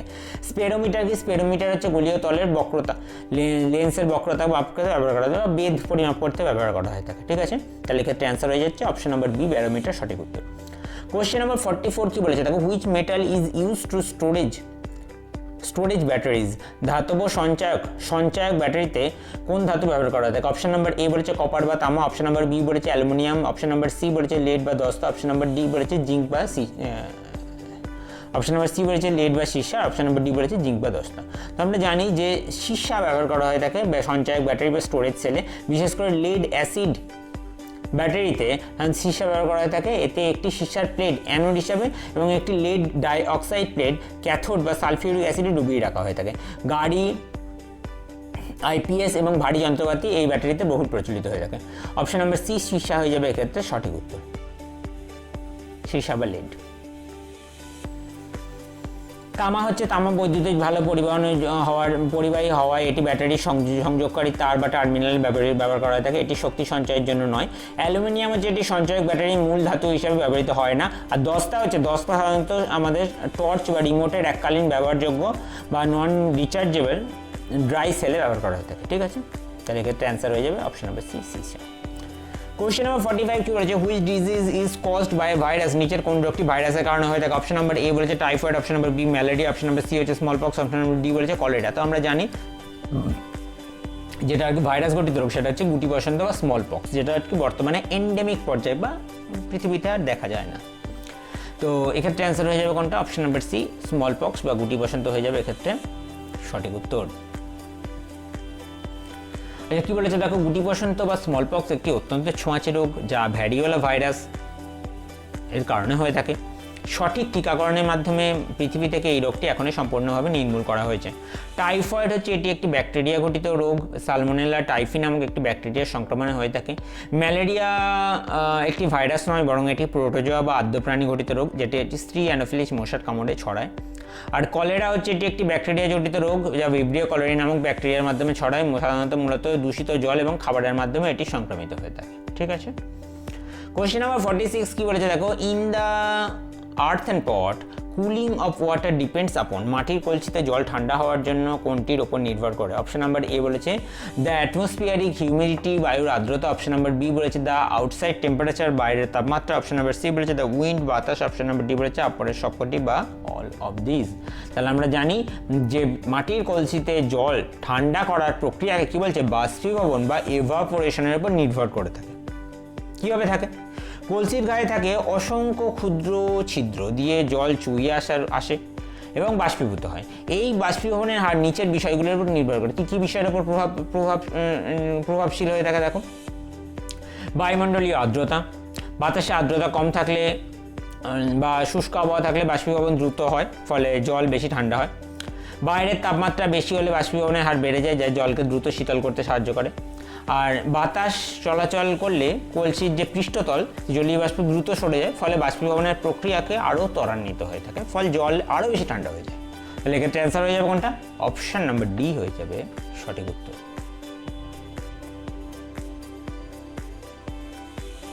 বোঝা গেল বিষয়টা? ভেরি ইজি জিনিস। কোয়েশ্চেন নাম্বার 47 কি বলেছে দেখো, transistor is preferred to radio valve because, radio ভালভের তুলনায় ট্রানজিস্টর বেশি পছন্দ করা হয় কারণ it requires no heating current, এটি কোনো হিটার কারেন্টের প্রয়োজন হয় না। ইট কনজিউমস লেস পাওয়ার, এটি কম শক্তি খরচ করে। অপশন নাম্বার সি বলেছে it is less bulky and fragile, এটি কম ভারী এবং কম ভঙ্গুর। অপশন নাম্বার ডি বলেছে অফ অল দিস অ্যাডভান্টেজ, অর্থাৎ এর সবকটি সুবিধার জন্য। তাহলে আমরা জানি যে ট্রানজিস্টর যেটা সেটা হচ্ছে সবকটি সুবিধার জন্য ব্যবহার করা থাকে। অল অফ দিস অ্যাবাভ বা তোমার সবকটি সুবিধার জন্য কী কী সুবিধা? অপশন নাম্বার এ বলেছে এটি কোনো হিটার কারেন্টের প্রয়োজন হয় না। রেডিও ভালভ সচল করার জন্য ফিলামেন্টে গরম করার প্রয়োজন হয়, যা সময় সাপেক্ষ। ট্রানজিস্টারে কোনো হিটিং সিস্টেমে লাগে না, তাই এটি সাথে সাথে কাজ শুরু করে দেয়। এটি কম শক্তি খরচ করে, তাপ উৎপন্ন করার প্রয়োজন হয় না বলে ট্রানজিস্টার খুব সামান্য বিদ্যুৎ শক্তিতে পরিচালাতে পারে, যা ব্যাটারি চালিত যন্ত্রের জন্য আদর্শ। আর এটি কম ভারী বা কম ভঙ্গুর। রেডিও ভালভ কাচের তৈরি এবং আকারে বড় এবং ভঙ্গুর ছিল। অন্যদিকে ট্রানজিস্টার আকারে অত্যন্ত ছোট এবং এর বেশি টেকসই নয়। ঠিক আছে, তাহলে এক্ষেত্রে অ্যান্সার হয়ে যাবে অপশন নাম্বার ডি হয়ে যাবে এক্ষেত্রে সঠিক উত্তর।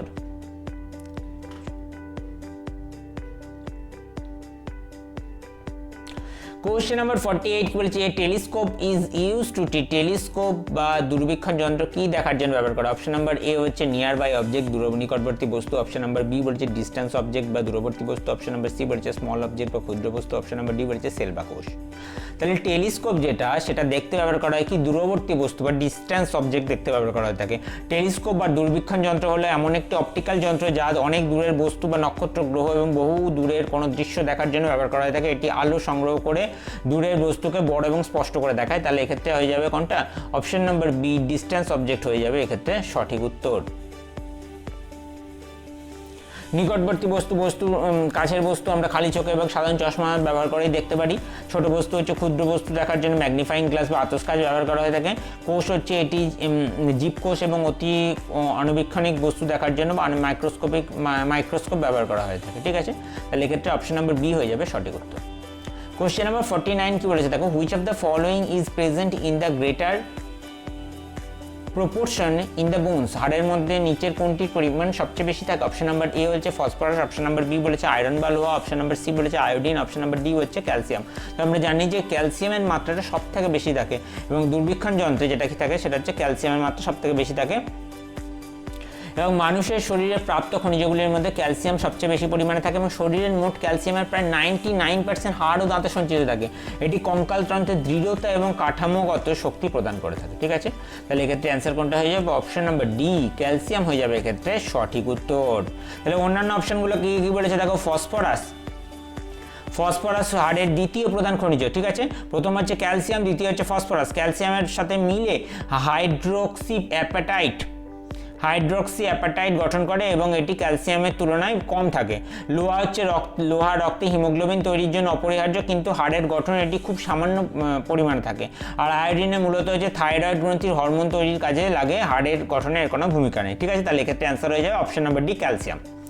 লাস্ট কোশ্চেন নাম্বার 50 কি বলেছে দেখো, east is used in making bread because it produce. ঠিক আছে, কি বলেছে দেখো, কি অপশন নাম্বার এ বলেছে carbon dioxide, option number B বলেছে ব্যাকটেরিয়া, অপশন নাম্বার সি বলেছে সুগার বা চিনি, অপশন নাম্বার ডি বলেছে অক্সিজেন। তো আমরা জানি ইস্ট যেটা সেটা হচ্ছে কার্বন ডাইঅক্সাইড তৈরি করে। এক্সপ্লেনেশনে কি বলেছে, পাউরুটির ময়দার তাহলে ইস্ট মেশালে সেটি ময়দার থাকা শর্করাকে গেঁজিয়ে তোলে এবং ফার্মেন্টেশন করে দেয়। এই প্রক্রিয়ায় প্রচুর পরিমাণে কার্বন ডাইঅক্সাইড গ্যাস উৎপন্ন হয় এবং এই গ্যাসের বুদবুদগুলি ময়দার ভেতরে আটকে গিয়ে সেগুলো ফুলিয়ে তোলে, যার ফলে পাউরুটি নরম ও ছিদ্রযুক্ত হয়ে যায়। তাহলে এক্ষেত্রে অ্যান্সার কোনটা হয়ে যাবে, অপশন নাম্বার এ কার্বন ডাইঅক্সাইড হয়ে যাবে এক্ষেত্রে সঠিক উত্তর। আচ্ছা, অন্যান্য অপশনগুলো কি, ব্যাকটেরিয়া হচ্ছে এটি কোনো ব্যাকটেরিয়া নয়, এটি ছত্রাক। ইস্ট হচ্ছে এক ধরনের ছত্রাক। ইস্ট চিনি উৎপাদন করে না, বরং চিনি শর্করাকে খাদ্য হিসেবে গ্রহণ করে এবং শক্তি ও গ্যাস উৎপন্ন করে। আর অক্সিজেন হচ্ছে এই প্রক্রিয়া অক্সিজেন উৎপন্ন হয় না। ঠিক আছে, তাহলে এক্ষেত্রে হয়ে গেল অপশন নাম্বার এ কার্বন ডাইঅক্সাইড হয়ে গেল সঠিক উত্তর। তো আজকের মতো 50 কোশ্চেন এখানেই থাকলো। তো যারা এখনও পর্যন্ত চ্যানেলটি সাবস্ক্রাইব করনি তারা অবশ্যই করে চ্যানেলটি সাবস্ক্রাইব করে পাশে থাকা বেল আইকনটি অন করে নোটিফিকেশান অল করে দেবে। আর আমাদের হোয়াটসঅ্যাপ গ্রুপে যারা এখনও পর্যন্ত যুক্ত হওনি তারা নিচে থাকা লিঙ্ক থেকে আমাদের হোয়াটসঅ্যাপ গ্রুপে জয়েন হয়ে যাবে, হোয়াটসঅ্যাপ চ্যানেলে সরি। আর টেলিগ্রাম গ্রুপে আমাদের জয়েন করার জন্য নিচে থাকা লিঙ্ক থেকে জয়েন হয়ে যাবে। ঠিক আছে, আর অবশ্যই করে এই ভিডিওটি তোমার বন্ধুদের কাছে পৌঁছে দেওয়ার দায়িত্ব হচ্ছে তোমার। তো চলো আজকে এটুকুই থাকলো, সবাইকে থ্যাংক ইউ, ভালো থেকো, সুস্থ থেকো।